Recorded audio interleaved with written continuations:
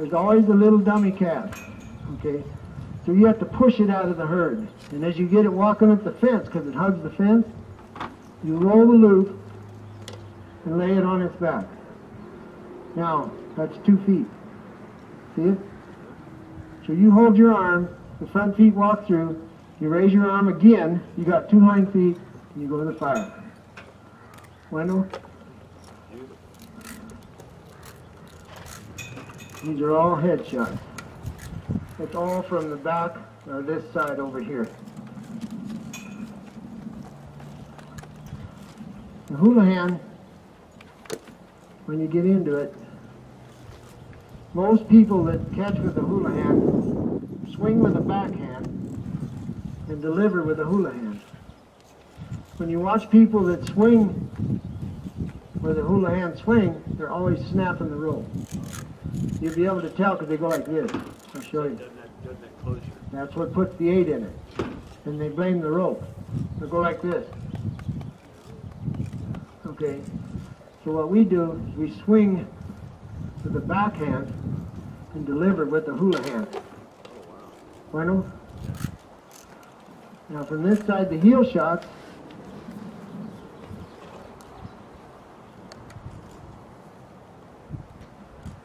The highest percentage one is the flank.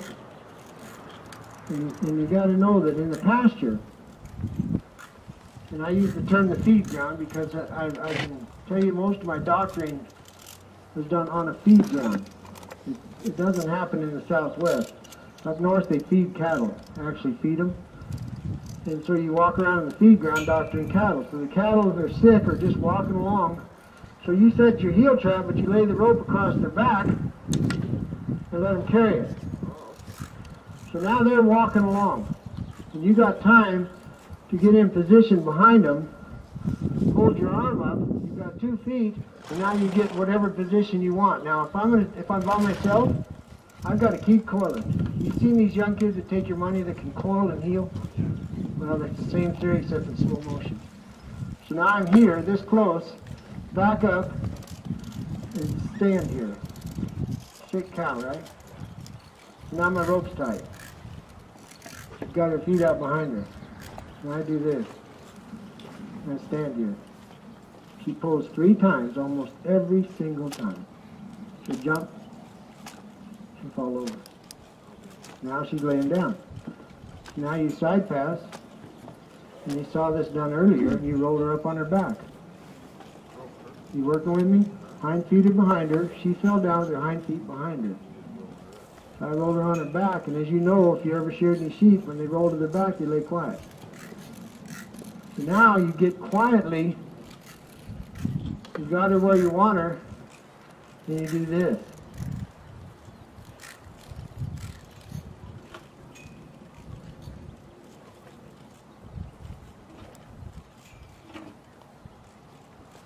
Because there's nothing except the rope on her feet. Then you pull here and back up, and you just raised her feet this far off the ground. She's done getting up. Your horse holds the rope that close. So now you step down, and when you step down, you take your tie-down rope, which you always have, and you go 2 wraps and a square knot for insurance. Tie off the saddle horn, which you'll see later. That's how you doctor by yourself, a big cow.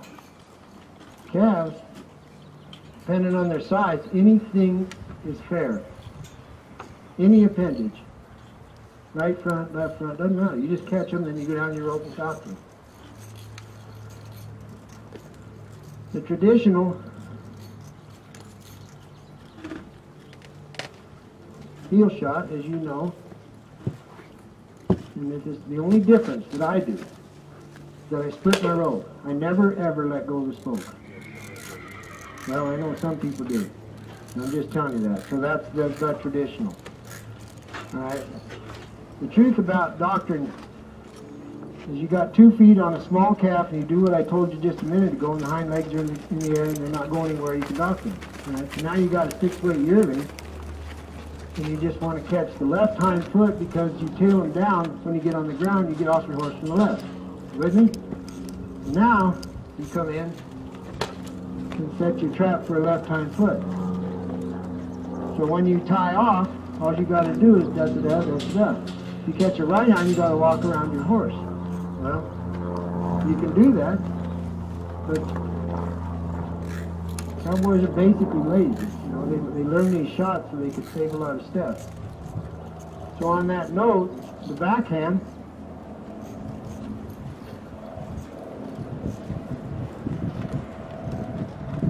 once again, in a pasture, in a corral, the critter's headed. It's standing still. That's the difference between the speed roping, let's call it, like on the... See, in Texas, a lot of guys doctor cattle on wheat fields on pivot sprinklers. Right, it's flat ground. Right, well, that's why they can team rope, no problem. I'm not cussing. They do it, head and heel, it's over with. But we don't have that advantage because of our terrain a lot of times. So you have to be able to throw backwards and set your heel traps so that you can do whatever it is you need to do. So that's a backwards heel trap. Now Enrique, my partner, I should have him show it. He's better at it than I am. That one that I threw on the head that you liked, well, he's able to take it and do the hind feet. He did that at a fiesta. He was disqualified because the judge said he didn't see it. Well, we never went back there. I'm not whining, I'm just telling you how things are. But what the problem is that when you have non-ranch people judging things, they don't get it. They weren't sharp enough to see what he can do. Enrique, for years, I can't do this either, but he's able to take rope and head a steer at 30 miles an hour, no problem. Well, I'm done talking about that. On this side of the animal, the one that I used a lot, which unless you were there you'd never believe it, but this actually comes up a lot up north. And this is an ocho. And it's how you give a cow a spinal. During calving season you run into problems. So you get a prolapse or a cow having trouble calving, and you put a figure 8 under there. Let me throw it again. Now the figure 8 is set up so she'll put a hind foot in one side of it and a hind foot in the other, and the rope's laying over her back. The idea is to lay her down and not ruin her bag.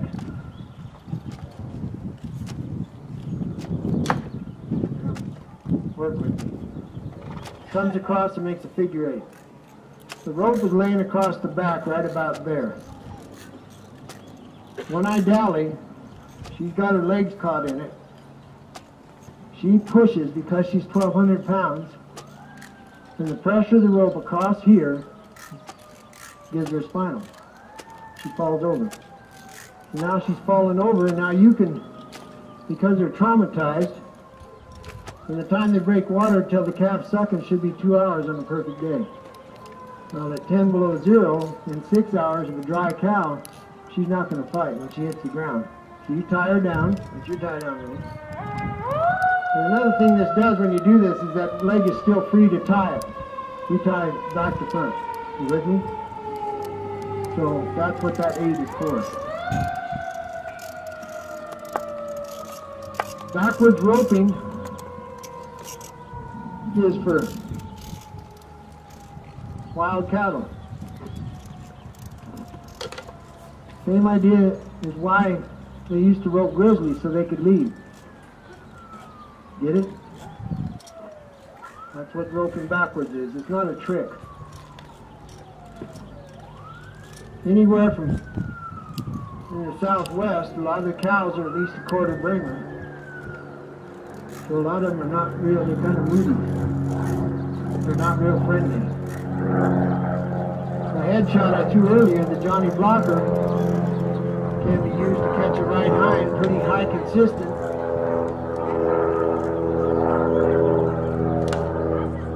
And you can wrap it in there. Let me try that again.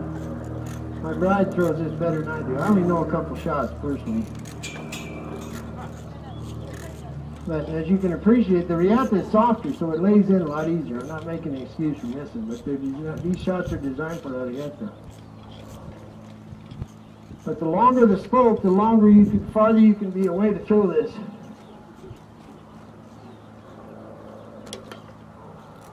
There's the Johnny blocker. Okay, if I want the right hind, I just simply pull it over there. Okay? That's done typically when it's already headed. Now your header can either make you look good or make you look bad, as you know.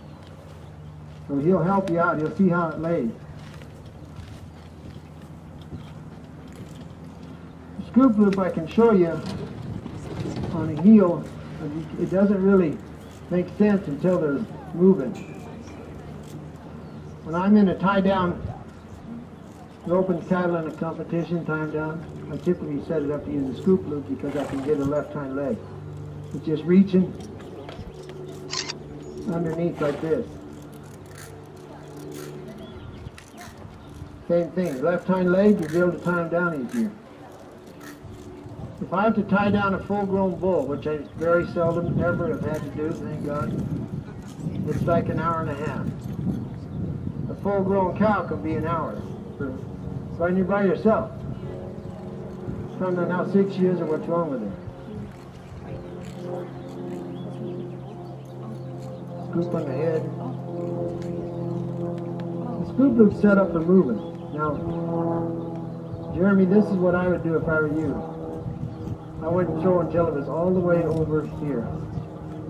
That far down. Because you're going to have to reach to catch it. That'll give you that power. Now, did I forget any? Seemed like I forgot a bunch of them. What did I forget, Enrique? Follow me? I don't know. Anyway, that's kind of the idea of what we do. So now the number one thing I've told everybody about roping. The number one thing is your left hand. Anybody can throw a rope. This is the hand that makes the horse. That's the whole deal. So, you get the problem we've run into, because we're starting to wind now after all these years of ranch roping, is that you have a horse that's been 15 years in a snaffle bit. The guy's trying to ride three-handed in a rope. He's got his horse upside down because he can't handle his horse. So this is the hand that's important. None of this matters. Oh, I know, the Del Viento. The Del Viento, the dead cattle looking at you. It's a very quiet loop. It works as a head loop or a head, front or back. The contra, which I prefer on the head. And believe it or not, every once in a while in your lifetime it'll come up. And when that shot shows itself, you can tell when you're roping with guys that see it being set up and they just kind of sit back and give you your chance. And the beauty of this kind of roping, one of the differences in team roping, because I used to team rope, I donated to all the 16-year-old kids. And one of the differences is when you miss, it's just a given. It's not like you lost. You just figure on missing. Because you're trying something that's a little more difficult than running fast and turning left. That's the contra. Bueno, questions?